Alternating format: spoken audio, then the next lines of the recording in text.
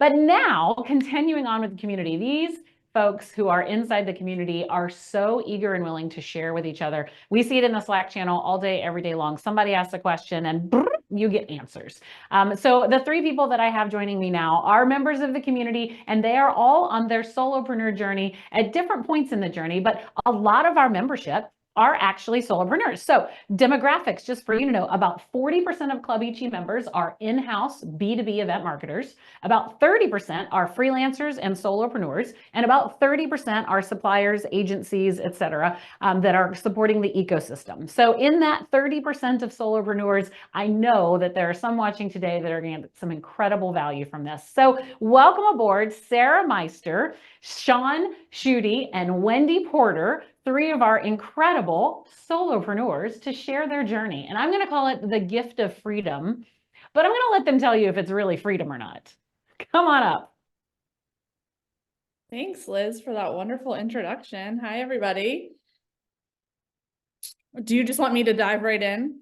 It'll be amazing. Take it away. Okay, here we go. So as Liz mentioned, I'm Sarah Meister, and I have been on my journey of freedom, as Liz said, for almost 6 years now. So I've been in the industry for about 20 years. Gosh, I have to age myself there for a second. It's been about 20 years. I've loved every second of it. But about 5 or 6 years ago, I decided that I wanted more for myself. I wanted flexibility. I have 3 young children. One of them wasn't even born, or I wasn't even pregnant, I should say, when I made this decision to go out on my own. And I wanted the flexibility and the power to choose my own clients that were good fits for me, clients that I would be a good fit for. I had been at the receiving end of running an ops team who, had a sales team that would just give us whatever they sold, and we had to deal with it. And I didn't want that for my life anymore. And so January of 2020, which was less than ideal timing, little did I know, I started my own company. And then COVID hit 3 months later. So I was trying to figure out, oh my gosh, how am I going to create? I didn't come from my family. Like, it was incredibly stressful. And you'll see a thread through my quick story here that relationships that I have built in the industry over the years are what has carried me through. So I focus exclusively in my company on sourcing and housing management. Well, in March of 2020, when the industry went belly up, there were obviously no in-person meetings, as we know, for several years. And so my entire business structure had to pivot very quickly, much to my dismay. I started working in virtual. I do not love virtual. I do not love production. That is Sean's area. I will let him speak about that. But I had, we all had to do what we had to do for a couple of years. I've been very blessed. I had clients who were ready to have meetings as soon as possible in states that would let us have meetings together. And so about 3 years ago, I was able to really niche back down and start focusing on housing again. And so over the course of 5 years, we have been able to really eliminate all the noise, if you will, of all of the things that I didn't love in the industry. So I had previously been a full service planner. I was director of events for associations, and I wanted to do what I loved. And so I don't love BEOs. Tracy can handle those. I don't love logistics. I don't love the production side of it. That's Wendy and Sean. And so when I had the opportunity, when events started going back in person, I really was like, okay, we're going all in on housing, sourcing and housing management. And I think one of the things that has worked to my benefit over the years is one, the relationships that I've formed have been really important. I don't even have a website, guys. I am totally booked, and it's all from referrals. And it's not like a pay per referral type of thing. It's just the relationships that have been created over the years have literally grown my business from the ground up. And I think that while some of those people might not also be entrepreneurs, the community of fellow entrepreneurs is so important. So 2 years ago, I really was tired of feeling alone in my office and wanting more community. And so we started a small community. It's intimate. It's only for entrepreneurs in the industry. It's called the Entrepreneur Network. And that has been pivotal for me, especially over the last few months while I have just been going through a total brand relaunch.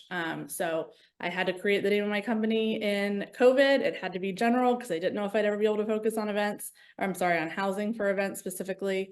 And finally, over the last 6 months, I finally made the decision, okay, we're changing the name, we're Sight and Stay now. It's reflective of what we do instead of sounding like we're a full service housing agency, or I'm sorry, event agency.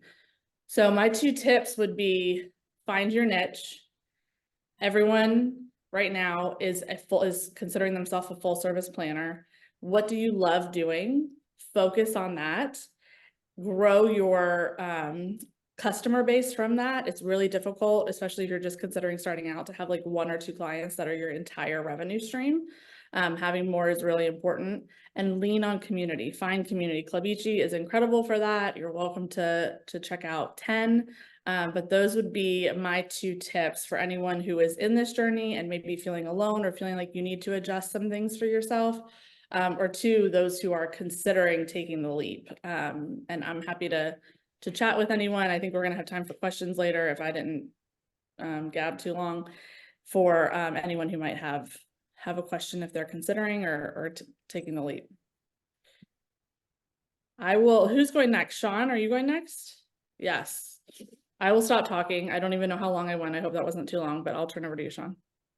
You're good, Sarah. So Sean Schuette with Schuette On Duty Solutions, based out of Minneapolis, where it's a whopping, it's 8 degrees now. It started below 0, but Wendy's here in this lovely tundra as well. So I took the leap in 2016, and I give credit to Dana Ellis, who gave me the push out of the nest. She's actually an insider herself here with Club Ichi. And I made sure, of course, I had a client before I took the leap. That's a smart thing to do. And I've really then taken this journey. Every day is different. I marked 8 years on my own last month, so that's a milestone. Also did a rebrand and tried the whole do your logo over thing with AI, and that was actually really cool what I ended up choosing. And I also want to give credit to Amy Marie Lemansky, who went to Croatia with a bunch of folks here in Club Ichi, and she helped me realize that, you know what, when you talk about production, you light up like a Christmas tree, hence the lights around my neck, but the batteries are dead. And so when I talk about that, I then just really have niched down. I still will do full service, but like even what Juliet talked about this morning, it's you want to be a specialist, not a generalist. And so I really then allowed myself to hone into my core knowledge of creating experiences that change people and environments. And the areas that I will share as a solopreneur that's helped me along is collaboration. It was actually this group that helped me change my little ring in LinkedIn from open to work to let's collab, and it's actually given me a lot of traction. So I think actually Arthur gave me the tip on that. And then also I've realized that like I did an event in 2022 in Vegas that had 7,000 dentists, and they loved to do implants and also see live surgeries. I left the room, but I worked on specific areas. I was a team of 12, and collaboration was awesome there. And then I got a role actually through Club Ichi when I first joined about a year ago that someone was looking for a content producer. Put my hat in the ring, and they brought me on, and that event executed in Austin in January, and it was kind of a one and done, but again, major team that happened there. And then Canva, a lot of you probably drank the Kool-Aid of that lovely platform. I started free, but then I decided I'm going to make the investment for pro. So that allowed me to help with my rebranding, do a pitch deck, and all kinds of stuff. And I also have done more stuff in production where it's got a tool to edit videos and all those kinds of things. So what I would say too, that the things that have kept me focused is to have a personal board of directors. Many people in Ichi and also part of this panel that they've been people I can reach out to and scrape me off the ceiling. Finding thought leaders. Juliet has become just a great person to learn from, but also just the community aspect a lot. Wendy and I are both in Spin that has had some cross-pollination. Of course, Ichi, can't believe it's like 8,000 people. If you didn't see Liz, I did upgrade, just waiting for my invoice. I'll get that paid. And then just having a variety of projects to work on. I dabble in all kinds of different things because I'm a single person, got to keep a roof over my head. So yes, I still want to do production, but I entertain different things. You just never know the connections you'll form and the work that might come from it and people to ask you back. So with that, I'm going to turn over to Wendy and we'll let her share her story. So ho, ho, ho, everybody. I'm an FO. And you're all going to sit there and say, well, what's an FO? That's actually a term I'm trying to make normal in our industry, and it stands for fractional head of events. So I'm trying to make that a thing. So if you hear that, that's what that is. I am Wendy Porter. I'm based here in Minneapolis, like Sean said, which my phone says it's 9 degrees, Sean. Feels like -4. Yeah. So, fun times. But I'm excited to share my journey today and how I actually have an agency and how we create event magic for our clients. So my backstory is that I have 22 years of professional event experience. And really, a lot of companies have an elevator story. For us, we have an elevator genesis. So that's sort of the start of my company. So I was doing an event. This is about 13 years ago. I was at the Grammy Museum in LA. And this was for my former employer, which was a Fortune 25 company, and then one of our largest partners. And we were at the Grammy Museum. We did this amazing dinner on the rooftop there with Wolfgang Puck. His team was catering it, and we had students there from the Grammy camps playing. And then we went down to the theater, which was a couple levels below, and we had Ken Ehrlich, who was the producer for the Grammys for 30 plus years, speak to our group. And he started with a sizzle reel, and then people just got to ask him questions. So for like 2 hours, it was just riveting. They could ask, how did you think about putting CeeLo Green with Gwyneth Paltrow and the Muppets? Or what's it like working with Elton John? Just a riveting conversation. And as we were on the way to the theater, we were in the elevator, and this executive from our partner turned to me and she said, "Oh, I would never miss a Wendy Porter event. You do the best events. You should start a company, Wendy Porter Events." So she planted that seed for me that day. This was back in 2011, and I sort of tucked that away, and I said, yeah, maybe someday. Well, then fast forward to 2015, and my team at my company, we had executed the iHeartRadio Music Festival. We did a big sponsorship there, worked multiple days, weekends, long hours, get home, and 48 hours after we get home, they laid our team off. So with that, I was thinking to myself, okay, I'm done working for big corporate. I want the freedom, like Liz was talking about, and I'm going to start my company, and it's going to be called Wendy Porter Events. So that's how I started. So that was October of 2015. Within a month, I had my website stood up, and I was on my way. Ironically, one of my first clients was back with my former employer, called me back in, and I worked for them for off and on. I'm still a vendor with them, but it was good to have those relationships and sort of have that as the starting point. So as I mentioned, I sort of view myself as an agency. So we run an agency partner model. I have a bunch of subcontractors that come in and out, and I build custom teams for my clients. And we really have sort of 5 levels of people on the bench. So myself, I'm the creative event strategist. I have the vision, the creativity, manage the client relationships, business development, all that fun stuff. And I'm also got my hands in the financial side. I have a math background, so I like numbers and I like working on budgets and kind of pulling that together. But my sweet spot is really that creativity, really thinking big and bringing vision to the event and really making them wow. I have an operations director on my team. She is my logistics and contract guru. She handles all of that work. She loves BEOs. Sarah, I'm with you. I never want to see a BEO again in my life. So I let her manage those, which is awesome.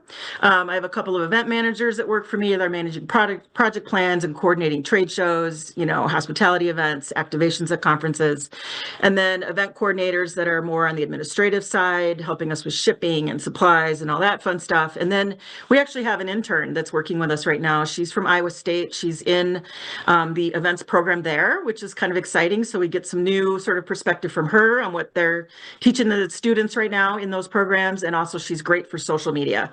So she's really been helpful with getting my social media really ramped up this year. And then also helping us with graphics and things like that.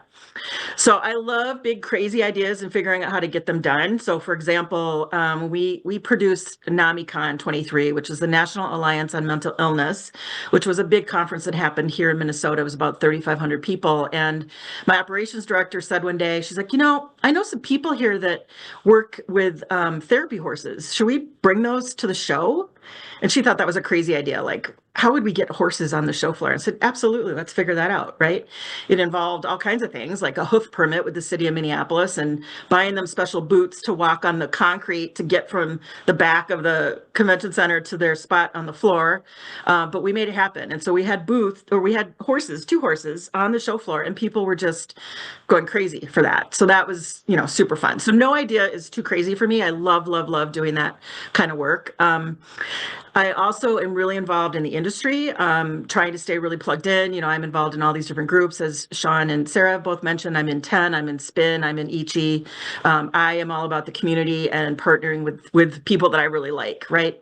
I'm also involved from an industry standpoint as an advocate. During the COVID, we stood up the Live Events Coalition, which is an organization that was fighting for us really to stay alive. The 12 million members, people that work in our industry, 2 million small business owners. We were trying to get funding, and a small ragtag group of us actually got a bill pushed through the U.S. House to get funding for our industry. Unfortunately, we died in the Senate by 4 votes. But it just showed that individuals can actually make change happen. And so I encourage you all to get involved in the industry. When people need help with some volunteer time, step up and do that work. Biggest challenges for me as a small business owner are really the client shifts and things that happen. As Sarah mentioned, you never want to have too much in one bucket because change can happen. And we had a client that we had for 5 years. We were their in-house events team. And then all of a sudden they got acquired earlier this year. And all of that work, which was full-time all year round, vaporized. And so, you have to plug that hole. So it's really important that you're out doing business development, making sure your pipeline is full and that, that doesn't knock you down. Takeaways for you all today is, as others have mentioned here, leverage your network, really work relationships. They're everything in this industry. Don't discount social media. I put a huge emphasis on that this year, and it has paid off for me wildly. So really get involved in social media, become thought leaders, post, interact with people on LinkedIn, invest in tools. So as Sean mentioned, things like Canva, and upgrade your license for ChatGPT. I use ChatGPT every single day to help me with writing, because that's not something I love to do. So I love that it can help me whip things out very quickly. Invest in other platform tools, a CRM to manage your leads, website, those types of things. Another thing I implemented this year was a business coach. And the last speaker, Lisa, was talking about how important that is. And that's super important to have people to help guide you and sort of keep you honest and push you to do things in a different way. And then, as I mentioned, participate in the industry, speak up, get involved, and give back to this industry. And I am open for brainstorming, helping anybody out there that ever needs help or wants to touch base with me. You can find me on all the socials. And with that, I will throw it back to Liz for Q&A. For all of you. So I love that you called out the business coach one. We had 2 of them on earlier today, and multiple people have called that out. Have all 3 of you had a business coach? Wendy, I had one very early on, and I'm getting ready to start a new program in January. Awesome. Sean, you too, mentors, coach? Had some sprinklings along the way, but I'm seriously evaluating it as far as options go for 2025. Yeah. So by the way, I ran and threw on the sweatshirt so that I could be Christmassy with you. And I knew that this would be fun. It definitely has green, so you can see right through me. This is the problem with dressing up for the holidays. It's being red. It says ho to the 3rd. So that's ho, ho, ho. So don't take it the wrong way and think that it's something else. Also, Cam brought me some beautiful coffee that is also in a green cup. So you can't see that either. All right, so questions for you on the solopreneur journey. Do you think there's a difference between freelancing and solopreneur in your mind? Like, how do you differentiate between, especially Sean, big question for you. I'm a freelancer or I run this business. Mm-hmm. Well, I'm a unique combo because, like I already said, in my Unicorn. time, I'm trying to find all kinds of different things. But I also have found that by niching down and really collaborating, letting people know, I'm on a lot of people's lists. Some folks that, if they need that, they know to tap me. And that was the case in that 2022 event. Yeah. But I still see myself as a business owner, even though I have a diversified portfolio of work. So as you are thinking about looking for a job, and a lot of folks have gone through layoffs. I know we even ran a little job search summit and a job search club to try to help people find some work. But while they're doing that, if they're turning to solopreneur journeys or freelancer journeys, what should they be thinking about when they're evaluating? Like, yes, I'm going to just do this for a little bit of time, or I'm going all in, I'm starting a business. Did you have like a decision point for any of you, or Wendy, you talked about yours a bit, but what really pushed you to Mine not was keep the looking for layoff, the full-time right? gig? I'd had this in the back of my mind that Yeah. someday I wanted to do this, and that was just the nudge that I needed. So I was ready to go into it. So For me, I come from an entrepreneurial family. My dad's owned his own business for decades. My uncles, my grandfather. So I think it was kind of ingrained in me, but it was not a question when I made the leap of, is this going to be for a time or not? Like I was going all in on it. Mhm.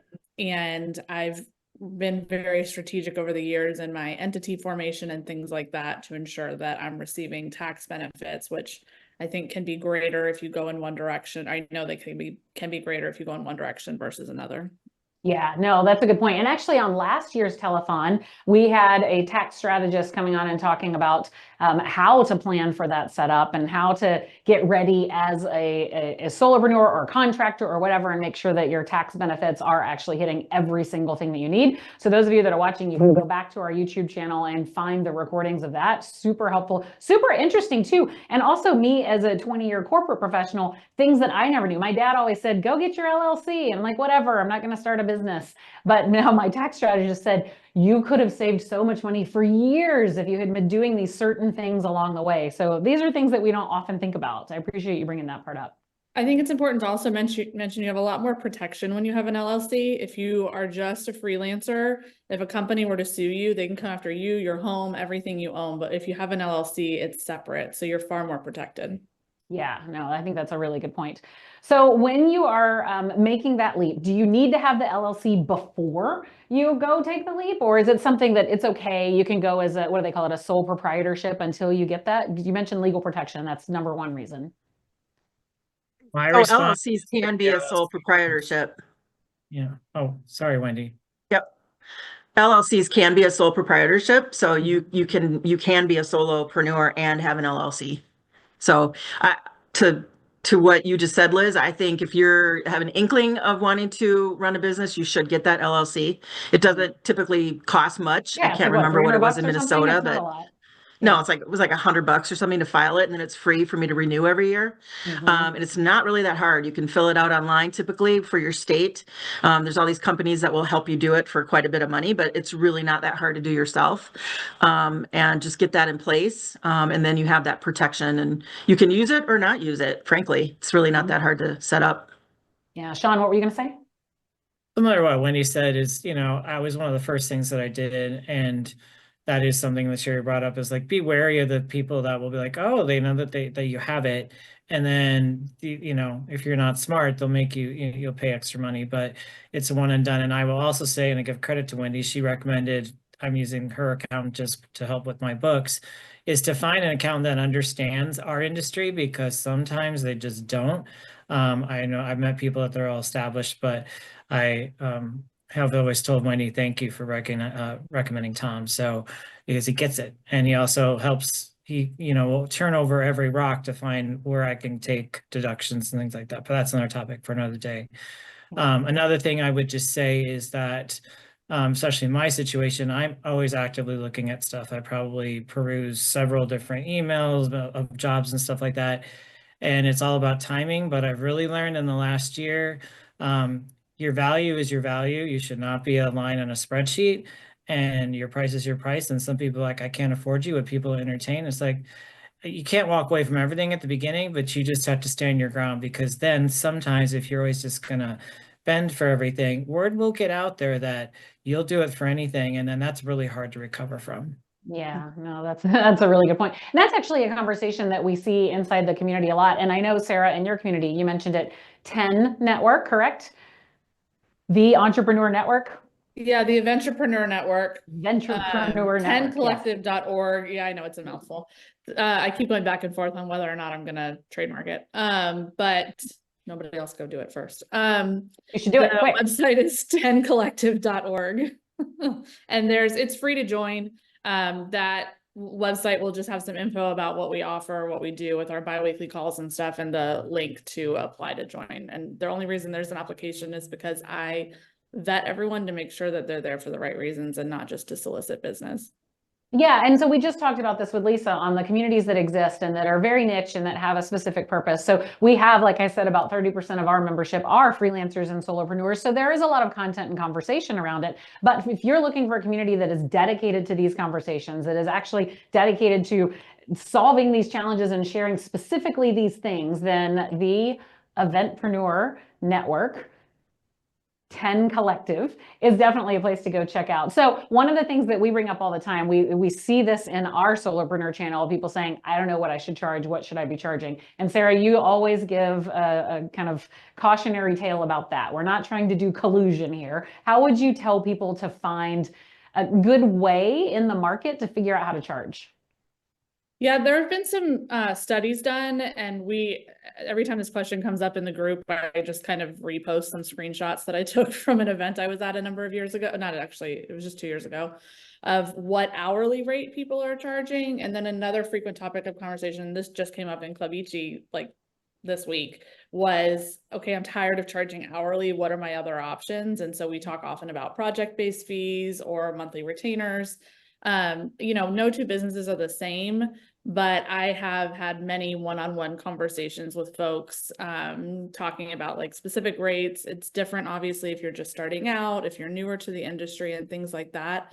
But I think what people forget, and sometimes our clients forget, is that we're not just charging an hourly rate that will be our take-home pay. We have to take out our taxes, our insurance, overhead, all the legal fees that we have as business owners in terms of, whatever you might have going on. Yeah. So there's a lot more that goes into it, and you need to make sure that what you're charging is not only reasonable for you to bring home in terms of what your net will be, but also that it takes into account your years in the industry, because they're paying for your experience as well, not just your time. Yeah, no, that's a really good point. There's a question in the chat about the IATA number. So from an event professional standpoint, who really needs that? Do you have one? Should people go get it? And does that help you get paid? What happens there?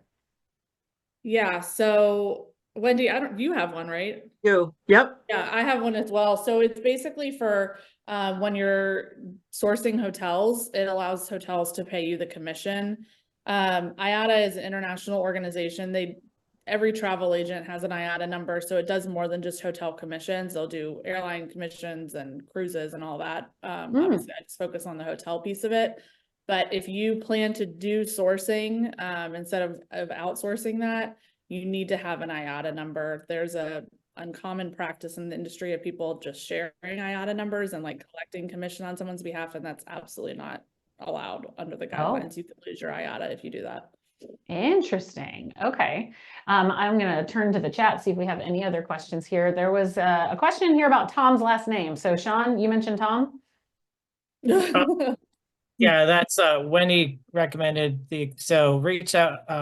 He's hired, so I want to protect that. I don't know if he's still taking new clients. One other thing I want to plug in is for those that want to play in the production space, two things. A, you can always just reach out to me. I'm happy to chat. But I found another community. They have a Slack channel called Tempo Live Events. They're more just pop-up gigs, but you got to qualify. But you can say, I have expertise in fill in the blank, and then they will post jobs. You can apply, and they keep you updated, whether you're still in the running or whatever. And they're full out with like how much it'll pay. And I've learned like really great rate information for production stuff. So that's just another plug. So No, dive that's into fantastic. And I think these are the questions in the conversation that we see inside the Club Ichi Slack channel. So if you jump into become an insider, get into the Slack channel, and there's a Solopreneurs channel. So jump in there and ask these questions, and everybody rallies together to share resources, ideas, content. And I think it's a great place. So the three of you have been, Sean, you mentioned being able to actually find some work within Club Ichi. So are there any other things that you've been able to access inside the experience? I would just say I'm thankful that you have the Solopreneurs new, but you also have consultant freelance channel. I would just say what I love is, because it can get a little unwieldy, is you choose what channels you want to be part of, and you need to be passive or active. But the relationships I built where I've not even met these people in person have been amazing. The list of names escapes me, but just it's really a place, and it was talked about this morning, where I trust the knowledge that's in there. If someone's referring something that I know, it's just not some throwing darts in the dark. It's something that has legs. In case in point, with the project that I landed last November, that someone posted in Ichi, had a discussion, and I was chosen. So yeah, you're so good. And Wendy, I know that part of your Club Ichi membership included you joining us in Croatia. So what else have you done around Club Ichi? Well, like Sean, participating in the Slack channel, and also a lot of the relationships that I got, formed really in Croatia are continuing. We're having conversations now even about, how can we work together on projects coming up. So, yeah, it's again all about the relationships and working with people you like. So I love it. And Sarah, I know that you and I have both been in each other's communities. So are you finding value in Club Ichi?